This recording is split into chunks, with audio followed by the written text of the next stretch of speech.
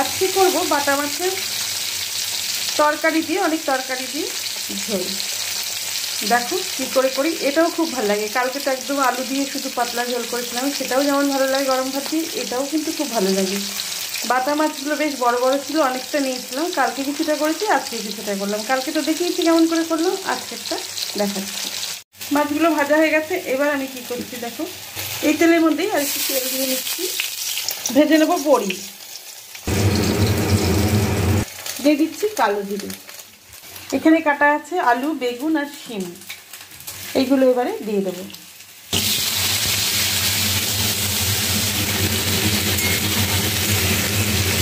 কি করে না করে আমি জানি না, আমি তো করতে গেলে করে এই হয়ে যায়। নুন হলুদ দিয়ে সাঁতলে নেব। নুন হলুদটা দিয়ে দিলাম, একটু ভালো করে সাঁতলে নেব।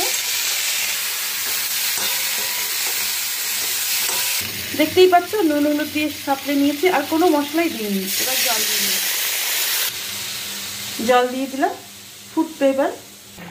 এই হলুদ নুন দিয়ে পাতলা ঝোল করলে কিন্তু এর একটা ব্যাপার আছে, যেটা হচ্ছে কালারটা কিন্তু পাল্টে যায় পরে।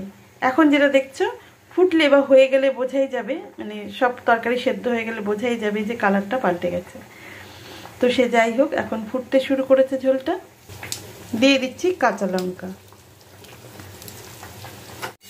রংটা কিন্তু পাল্টে গেছে, এটা তোমরাও করে দেখবে। হলুদ নুনের যে কোনো তরকারির ঝোল বা মাছের ঝোল শুধু হলুদ নুন দিয়ে, এটা কিন্তু রংটা পাল্টে যায়। মানে যখন জলটা দেবে, যখন ফুটবে, তারপরে যখন হয়ে যাবে বুঝতে পারবে যে তরকারিগুলো সেদ্ধ হয়ে গেছে, তখন কিন্তু কালারটা পাল্টে যাবে। এই দেখো আলু মালু সব সেদ্ধ হয়ে গেছে, বুঝছো? এই দেখো আলু টালু সব সেদ্ধ হয়ে গেছে। বড়িগুলো দিয়ে দিলাম।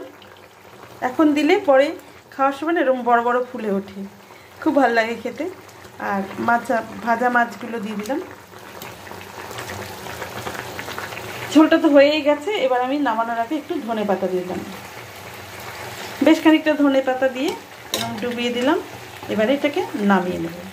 এটা কিন্তু গরম ভাত দিয়েই খেতে হবে, গরম ভাত দিয়ে খেলে দারুণ লাগে। আর যদি নেহাতি ঠান্ডা ভাত হয়, মানে অনেকক্ষণ আগে করে রাখা, তাহলে ঝোলটা একটু গরম করে নিয়ে খেতে খুব ভালো লাগে।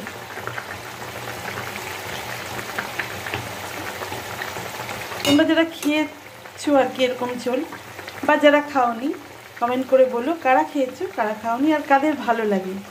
আমার তো দারুণ লাগে গরম ভাতের সাথে। নামিয়ে নিচ্ছি ঝোলটা। যারা মাছের পাতলা ঝোল খেতে ভালোবাসো তাদের জন্য কিন্তু এই রেসিপিটা। আর যারা খাওনি তারা খেয়ে দেখো, খুব ভালো লাগে গরম ভাতের সাথে। Thanks for watching.